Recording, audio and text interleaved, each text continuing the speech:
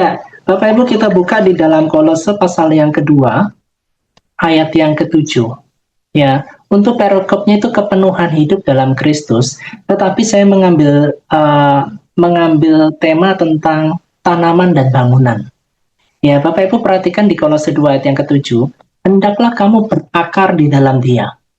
Ya, berakar di dalam Kristus dan dibangun di atas Dia. Ya, jadi Bapak Ibu, kata berakar dan dibangun menggunakan bahasa metafora yang berbeda. Dan hendaklah kamu bertambah teguh dalam iman yang diajarkan kepadamu, dan hendaklah hatimu melimpah-limpah dengan syukur. Nah, Bapak Ibu perhatikan, Paulus ini menggunakan dua frase. Kalau berakar itu tanaman. Ya, dia berakarnya ke bawah, tumbuhnya ke bawah. Ya, sedangkan di atasnya itu ternyata bukan pohonnya, tetapi sebuah bangunan kayak sinagog. Nah, firman Tuhan itu mengajarkan kepada kita begini, Bapak Ibu. Ternyata kita ini memang harus berakar di dalam Tuhan, itu berbicara tentang keintiman. Ya, seperti siapa? Maria, duduk dekat di kaki Tuhan. Duduk dekat di kaki Tuhan, dia membangun keintiman sama Tuhan. Nah, setelah membangun keintiman, terus ternyata ada yang harus dibangun kembali di atasnya itu, yaitu sebuah bangunan atau semacam sinagog, gedung. Ya, kita sudah punya keintiman dengan Tuhan. Kita bersyukur sama Tuhan. Kita mengucap syukur sama Tuhan. Ya, itu sifatnya berakar itu tidak ada yang tahu dan tidak ada yang kelihatan. Keintimanmu sama Tuhan itu tidak ada yang tahu. Ya, cuma kamu nanti menghasilkan buah.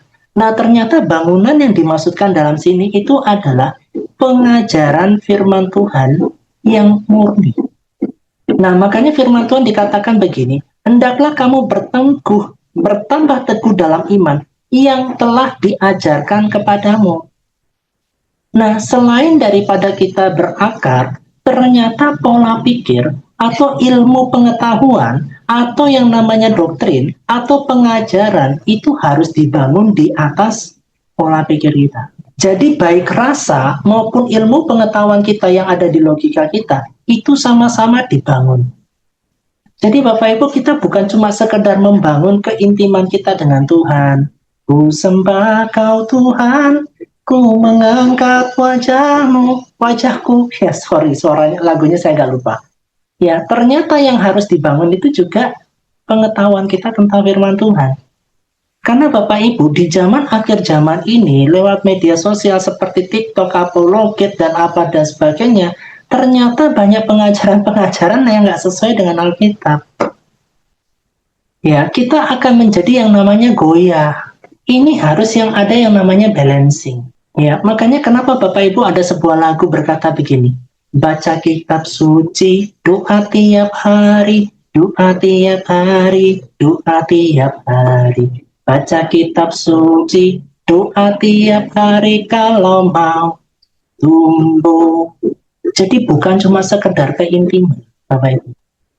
Nah, ternyata akal budi kita ini harus dipersenjatai dengan firman Tuhan. Ya, karena pengajaran banyak.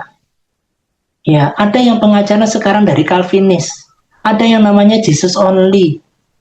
Ya, terus sekarang muncul yang namanya di Cina, Gereja Allah yang Maha Kuasa. Ya, penjelmaan Yesus Kristus. Aku ini penjelmaan Yesus Kristus dalam bentuk wujud perempuan. Yesus Kristus sudah datang kedua kalinya dalam wujud saya sebagai perempuan. Makanya muncul Gereja Allah yang Maha Kuasa. Disebarkan lewat mana? Lewat Facebook. Ya, dicarilah WhatsApp-nya, gabung sama grup WhatsApp di sana di Gereja Allah yang Maha Kuasa. Terus apalagi saksi Yehova. Nah, pertanyaannya Bapak Ibu, kok banyak yang ikut? Mormon. Ya, kok banyak yang ikut? Kok bisa seperti itu? Nah, ternyata kita tidak dibekali dengan pengajaran yang takut akan Tuhan.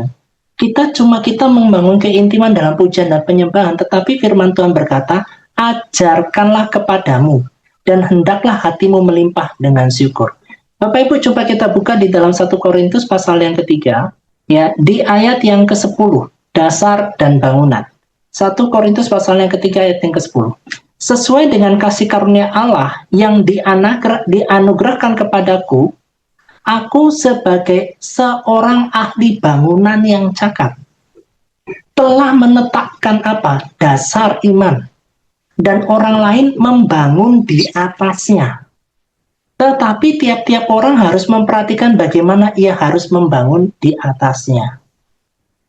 Ya, kalau Bapak Ibu lihat di atasnya lagi, ya di ayat yang ke-6, aku menanam, Apolos menyiram, tetapi Allah yang memberikan pertumbuhan.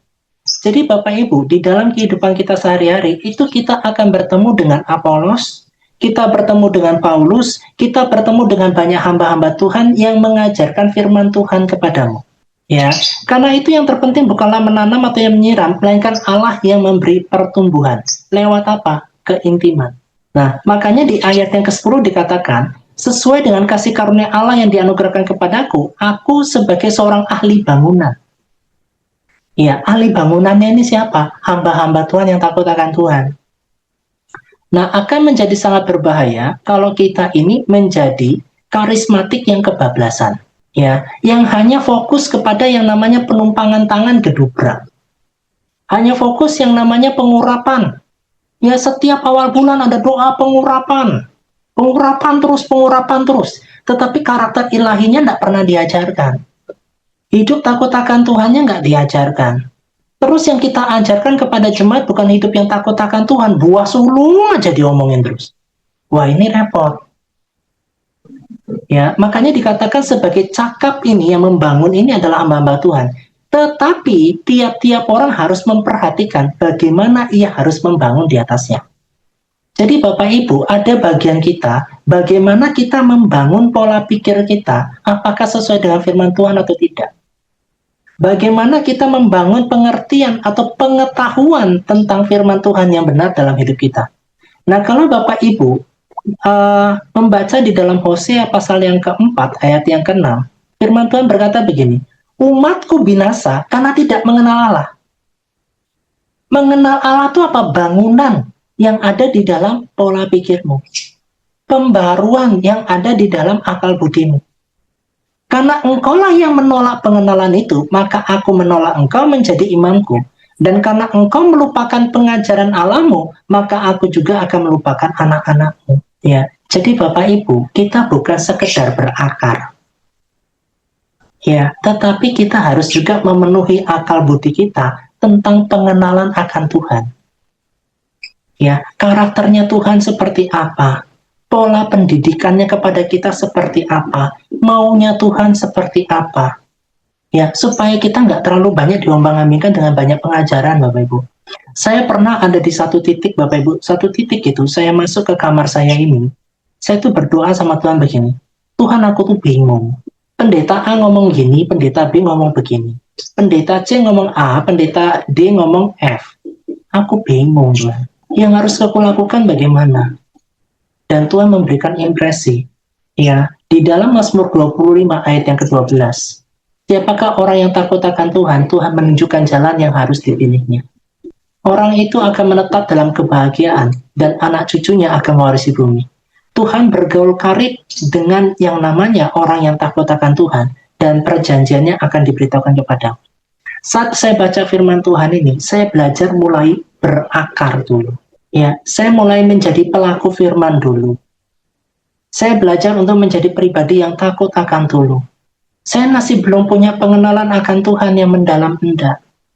Tapi saya ikuti firman ini. Apa yang harus diajarkan kepada kita, bagaimana kita bisa mengerti tentang firman. Ada langkah step-stepnya. Ada langkah awalnya. Saya belajar punya hati yang takut akan Tuhan. Saya belajar untuk menghormati orang tua. Saya belajar untuk tidak menipu atasan. Saya belajar untuk berbicara ngomong jujur, sekalipun kita jatuh bangun. Ya, saya belajar untuk tidak mengkorupsi. Ya, saya belajar kalau melayani punya motivasi yang benar.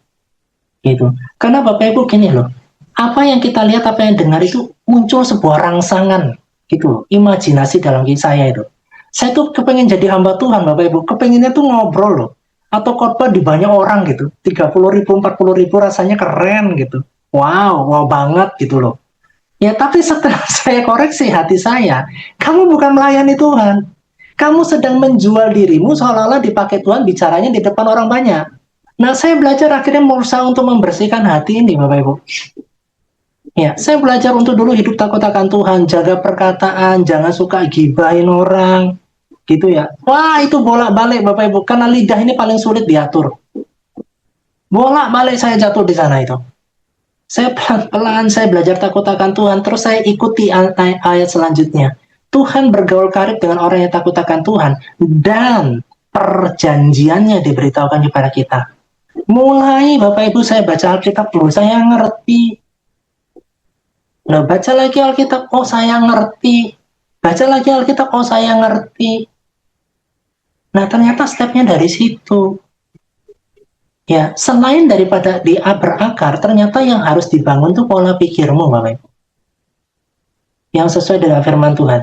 Kalau Bapak Ibu buka di dalam Roma pasal yang ke-12, ya, ayat 1 dan 2 dikatakan begini. Oleh karena kemurahan Allah, aku menasihatkan kamu supaya kamu mempersembahkan tubuhmu sebagai persembahan yang hidup, yang kudus, yang berkenan kepada Allah, itu adalah ibadahmu yang sejati. Ya, jadi Bapak Ibu, ibadah kita yang sejati itu bukan badan kita di gereja. Ibadah kita yang sejati itu bukan duduk untuk manasi gedung gereja. Ternyata ibadah sejati itu mempersembahkan your life, kehidupanmu. Janganlah kau menjadi serupa dengan dunia ini, tetapi berubahlah oleh pembaruan budimu. Nah, inilah yang dimaksudkan sama Paulus.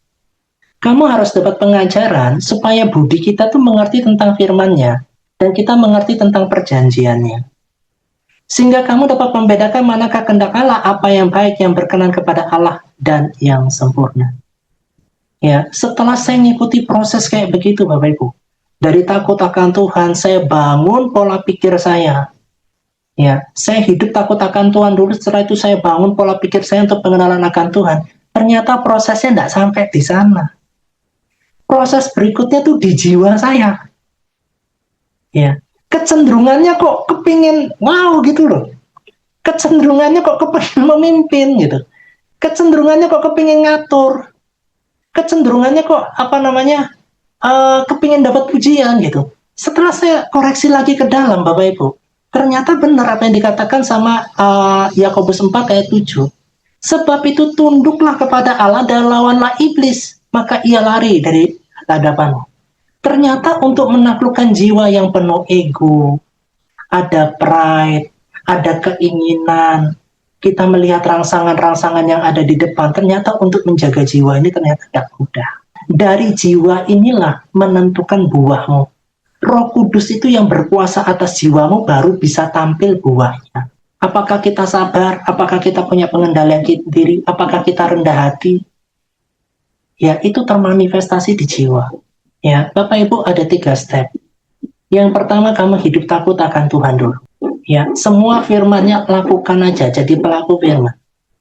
Yang kedua, Bapak Ibu persembahkan tubuh. Bangunlah pola pikir kita di dalam baca firman Tuhan.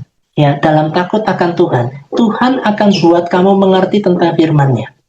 Tuhan akan buat kamu mengerti bagaimana Dia cara proses kamu. Kamu dibuat lebih peka. Ternyata yang ketiga, prosesnya tidak sampai di sini. Ini proses terberat, menundukkan jiwa untuk hidup di dalam roh dan tidak hidup di dalam daging. Itu Pak, yang sulit. Kita masih punya emosi, kita masih punya hawa nafsu, kita masih punya jengkel. Kalau jengkel sama orang ngomongin, ya jengkel sama suami gitu ya, ngomong sama mama kita gitu ya. Istri jengkel sama suami, ngomong sama adiknya, ngomong sama kakaknya, ngomong sama ibunya, ngomong sama bapaknya. Jadi respon mertua sama menantu jadi kurang baik gara-gara cerita kita ini. Gitu. Dan ini banyak yang dialami termasuk saya. Saya juga salah pada saat itu. Kenapa saya harus bicarakan istri saya sama mama saya? Kan saya yang harus bina, saya yang harus begini. Nah, dari sini saya berkata, Tuhan, pengendalian atas jiwa itu terberat, Bapak Ibu. Ini proses. Jiwa ini memilih hidup dalam roh atau hidup dalam daging. Marah kita itu ada di jiwa. Emosional kita tuh ada di jiwa. Nah, makanya firman Tuhan berkata, Bapak Ibu, ya, yang pertama kamu harus berakar. Ya, ada di pokok anggur yang benar. Setelah itu kamu persembahkan tubuhmu supaya mengalami bangun pemikiranmu itu sesuai dengan firman Tuhan.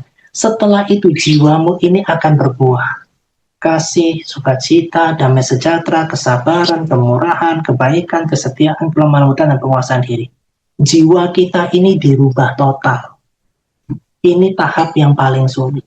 Nah, yang menjadi fondasi di dalam pelayananmu, menjadi fondasi dalam kita berorganisasi, fondasi yang di dalam yang membangun sebuah persekutuan kita, itu fondasinya itu karakter ilahi. Itu yang nggak bisa goncang. Saya mulai belajar Bapak Ibu. Ya, saya mengalami proses di awal tahun itu begini. Saya memang bukan seorang hamba Tuhan atau pendeta secara legalitas hukum. Saya hanya seorang full-timer. Saya diserang Bapak Ibu. Saya diserang dengan beberapa teolog-teolog gitu ya, termasuk dari media sosial. Saya pada saat itu saya tidak terlalu melawan. Saya hanya berdoa gini, Tuhan, pembelaan itu daripada Tuhan. Saya tuh kadang-kadang heran begini ya, Bapak Ibu kita kan manusia biasa ya, yang masih banyak punya kesalahan dan sebagainya gitu ya. Terkadang kita dihakimi itu tidak pakai kasih. Ternyata kecampur dengan yang namanya iri hati. Nah, Bapak Ibu coba perhatikan di dalam 1 Korintus pasal yang ketiga ayat 1, 2, dan 3 ya. Dan aku saudara-saudara pada waktu itu aku tidak dapat berbicara dengan kamu seperti dengan manusia rohani. Tetapi hanya dengan manusia duniawi. Jadi jiwanya masih kuat. Yang belum dewasa dalam Kristus. Susulah yang kuberikan kepadamu bukanlah makanan keras. Sebab kamu belum dapat menerimanya. Ya, dan sekarang pun kamu belum dapat menerimanya karena kamu masih manusia duniawi. Sebab jika di antara kamu ada iri hati dan perselisihan, bukankah hal itu menunjukkan bahwa kamu manusia duniawi? Dan bahwa kamu hidup secara manusiawi? Ya, jadi pada saat saya di demo dengan beberapa hamba Tuhan di dalam komunitas kami, saya heran dengan perkataan mereka begini, wah, Koko ini masih muda ya, ya dipakai Tuhan luar biasa ya, karunia-Nya banyak ya, tapi kok sekarang bisa berubah ya. Bapak Ibu, hanya sebuah kalimat perjanjian. Ya, kita beda prinsip, kita beda apa namanya ya? Beda pandangan saja. Ternyata kita bisa jadi hamba Tuhan. Kita bisa jadi punya full timer. Kita bisa jadi orang hebat apapun dengan jabatan hebat apapun. Ternyata di manusia di hadapan Tuhan, terkadang kita menjadi manusia yang duniawi. Ya, masih punya iri hati, masih punya perselisihan. Saya belajar Bapak Ibu, saya tuh belajar termasuk di Doria ini ya. Saya belajar tentang menghormati otoritas di atas saya. Ya, dan saya belajar untuk mengalah di sana karena otoritasnya saya hormati. Masalah atasan saya benar nggak benar. Ya, termasuk di lingkungan gereja lokal saya. Masalah apa dan sebagainya, saya hanya mengatakan Tuhan, aku hormati otoritas itu. Ya, saya tidak mau menjadi manusia yang duniawi. Dengan banyak iri hati dan perselisihan. Itu yang saya tolak dalam nama Yesus. Nah, Bapak Ibu, bagaimana dengan kita? Apakah kita ini sudah berakar? Apakah kita ini sudah membangun pola pikir kita di atas pengenalan akan Tuhan? Atau apakah kita sudah punya yang karakter ilahi? Atau masih hidup di dalam manusia duniawi yang punya iri hati dan perselisihan? Ya, kita koreksi diri kita masing-masing. Karena firman Tuhan itu berfungsi untuk mengajar, menyatakan kesalahan, memperbaiki kelakuan, dan hidup dalam pertobatan. Tuhan Yesus memberkati, Bapak Ibu, maju terus dalam Tuhan. Terima kasih buat Dorea yang sudah memberikan kesempatan bagi saya untuk menyampaikan firman.